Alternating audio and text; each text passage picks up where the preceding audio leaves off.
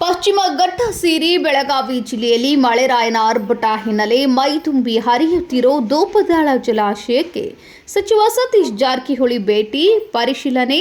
ಬೆಳಗಾವಿಯ ಉಸ್ತುವಾರಿ ಸಚಿವರಾಗಿರೋ ಸತೀಶ್ ಜಾರಕಿಹೊಳಿ ಬೆಳಗಾವಿ ಜಿಲ್ಲೆಯ ಗೋಕಾಕ್ ತಾಲೂಕಿನಲ್ಲಿರೋ ದೂಪದಾಳ ಆಣೆಕಟ್ಟು ನಿರಂತರ ಮಳೆಯಿಂದ ಹಿರಣ್ಯಕೇಶಿ ನದಿಗೆ ಒಳಹರಿವು ಹೆಚ್ಚಳದಿಂದ ಮೈದುಂಬಿದ ದೂಪದಾಳ ಜಲಾಶಯ ಬರಗಾಲದ ಆತಂಕ ದೂರ ಆಗಿದೆ.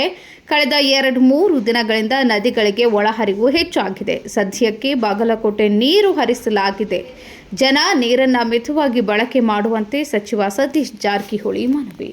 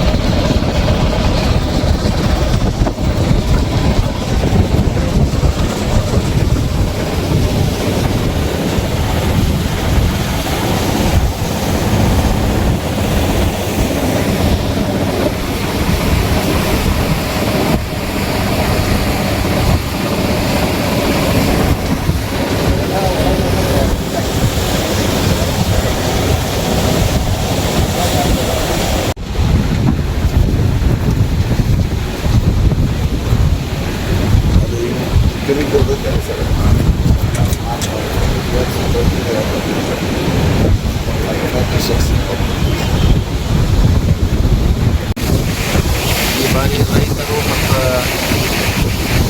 ಭಾಳ ಮಳೆ ಆಗ್ತಾ ಇಲ್ಲ, ಕಾಲುವೆಗೆ ನದಿಗೆ ಬರ್ತಾ ಇಲ್ಲ. ಅರಣ್ಯದಿಂದ ಘಟ್ಟಪ್ರಭ ಮತ್ತು ಹಿರಣ್ಯಕೇಶಿ ನದಿ ನೀರು ಬರ್ತಾ ಇದೆ. ನಿನ್ನೆ ಮೊನ್ನೆದ ಕಡಿಮೆ ಇತ್ತು, ಇವತ್ತು ಜಾಸ್ತಿ ಆಗಿದೆ. ಈಗಾಗಲೇ ನೀರನ್ನು ಮೊದಲನೇ ಪ್ರಾಯೋರಿಟಿ ಬಾಗಲಕೋಟೆಗೆ ಮುಗಿಸುವಂಥ ಪ್ರಯತ್ನ ಮಾಡಿದ್ವಿ. ಈಗಾಗಲೇ ಬಾಗಲಕೋಟೆವರೆಗೆ ಹೋಗಿದೆ ನೀರು. ಇನ್ನು ಮುಂದೆ GLBCಗೆ ನೀರನ್ನು ಇವತ್ತು ಬೆಳಗ್ಗೆ ಪ್ರಾರಂಭ ಮಾಡ್ತಾ ಇದ್ದೀವಿ. ಪ್ರಾಥಮಿಕವಾಗಿ 1,000 ಕ್ಯೂಸೆಕ್ ಬಿಟ್ಟಿದೆ. ಮಧ್ಯಾಹ್ನ 2,000 ಆಗದೆ. ಕೊನೆಗೆ ಸಾಯಂಕಾಲ 24 ಕ್ಯೂಸೆಕ್ ನೀರನ್ನು ಬಿಡೋ ಮೂಲಕ ಸುಮಾರು 2 ಲಕ್ಷ ಎಕರೆಗೆ ನೀರು ಬೇಕಾಗ್ತದೆ. ಏನು ರೈತರಲ್ಲಿ ಒಂದು ಆತಂಕ ಇತ್ತು, ಅದು ದೂರ ಆಗಿದೆ. ಈ ನೀರನ್ನು ಮಿತವ್ಯಯವಾಗಿ ಬಳಸಬೇಕು. ಯಾಕಂದರೆ ಮಳೆ ಇನ್ನೂ ಆಗ್ತಾಯಿದೆ, ಆಗೋಲ್ಲ ಅನ್ನೋದು ಇನ್ನೂ ಕೂಡ ಸ್ಪಷ್ಟವಾಗಿ ಯಾವುದೇ ಸೂಚನೆ ಇಲ್ಲ. ಬಂದಂಥ ನೀರನ್ನು ಮಿತವಾಗಿ ರೈತರು ಸಾರ್ವಜನಿಕರು ಬಳಸಬೇಕಂತ ಅವರಲ್ಲಿ ವಿನಂತಿ ಮಾಡ್ತಿದ್ವಿ.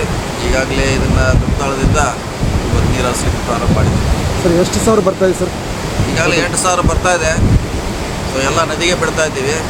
ಈ ಬೆಳಗ್ಗೆಯಿಂದ ಈಗ ತಕ್ಷಣದಿಂದ